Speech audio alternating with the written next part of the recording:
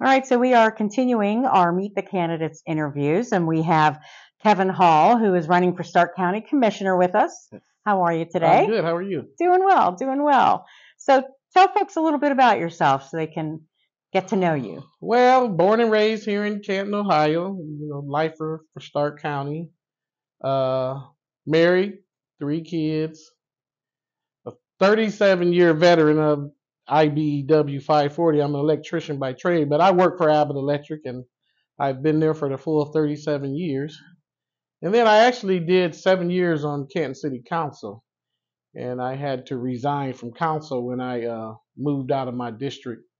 Once we got married, we bought a bigger house, so we tried to stay in, but to get everything we wanted, we had to move out of the area. So So yes, here you are. yep. And what gave you the thought, I think I will run for county commissioner? Well, it was always even when I got on council, you know how everybody says, so what are you going to do next? I said, only place else I would go would be the commissioner seat, because I'm not one of them that want to be a lifelong politician, which I don't like to even say I'm a politician.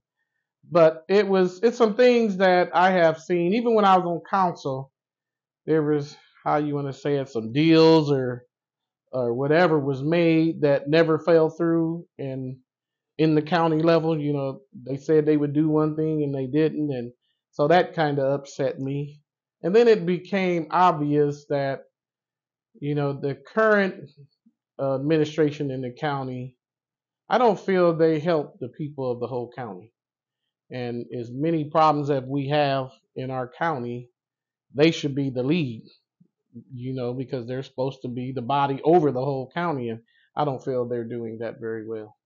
So you mean they're just doing select areas or certain places? Select projects, I Select would projects. say. And Okay. I think our biggest problem is in our nonprofit agencies that help the people. And I don't feel they do a very good job at that, because there's so many agencies out there trying to help.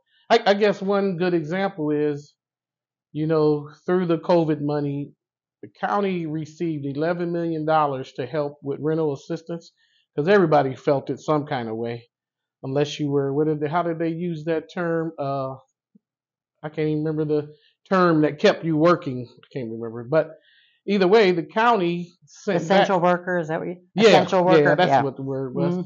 The county sent back $7 million. They only spent $4 million with all the people that suffer through that. You think of all the restaurant workers and all of that could have used, and that wasn't just in our area, in the Canton area. We still got Minerva, Waynesburg, Malvern, Magnolia. It's so many Yeah. areas that affected because people were told they couldn't go to work, and you can't spend all that money. That doesn't make sense to me. And that's just one of the areas that Yeah. I feel they could have done better at.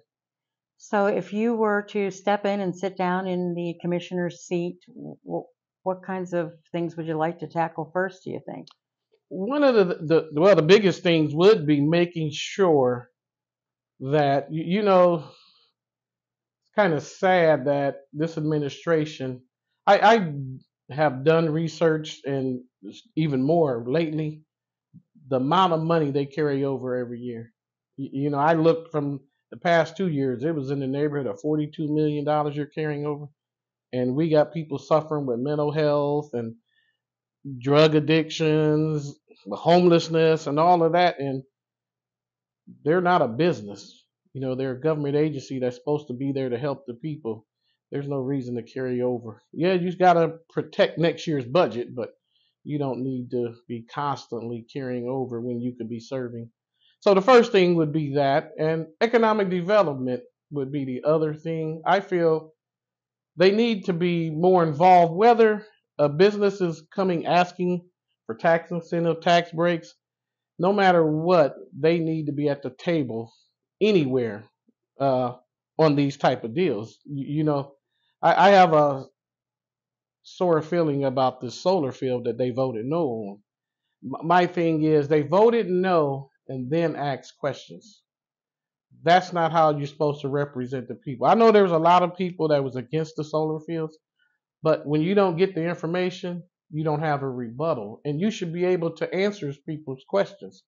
So I feel it is just somewhere there's something lacking that you're gonna say no to the whole county, and that doesn't make sense. Not when there's two existing solar fields here that nobody even talks about, and a lot of it is because one of the things people complain about is they think it's an eyesore.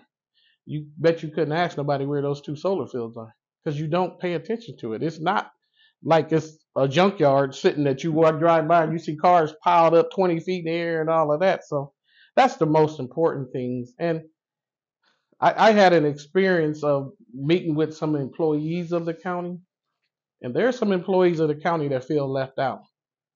And that would be another thing. You got to be concerned about your own employees, especially nowadays, because when they don't feel appreciated, they'll go somewhere where they are. And it's hard to replace them right now. Very hard. Yeah, hard to find good people, Yes, yes. for sure. So we know that your opponent has a very well-known last Mhm, name and has mhm, been, in county politics and state politics for a long time. mhm. How do you combat that in your run for Well, election? and it's something I realized when I was on city council. My background is construction. One of the biggest spendings, no matter what government agency, is infrastructure. I think my background helps me edge on yes, no's, try this way, giving options. And then, my current position at Abbott Electric, I'm a project manager and I manage $1 million projects. So I mean, I think I have an edge on, even though he's been there a while, I believe it would be easy for me to step in easily because of the other things that I feel the current administration is lacking in. So it's not so much of, like I always said about this solar field in Washington Township. It's okay to vote no, but you should have a reason why you voted no, and getting the information first. And that's how I've always been. I'm a person that try to learn and figure out ways to make sure I'm very well educated on what I'm talking about.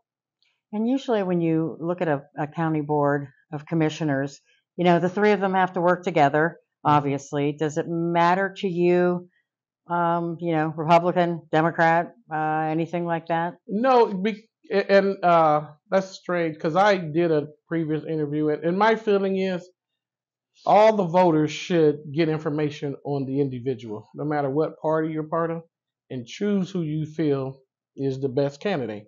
And so, yes, I'm a Democrat by party, but I feel I'm a better candidate, not because of the party lines, but just because of my background and how I'm willing to learn things and speak on and represent. So I'm a person that was something in the city government that I would always take calls and have the knowledge to retain it back or go find it to give answers because that's what most people want is answers. Yeah. Yes.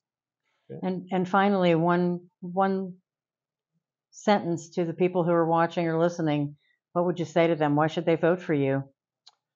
Well, because I'm a person that's willing to represent the whole county is the biggest thing. I feel from talking and I notice being in construction, traveling all over Stark County, that there's areas that are forgotten.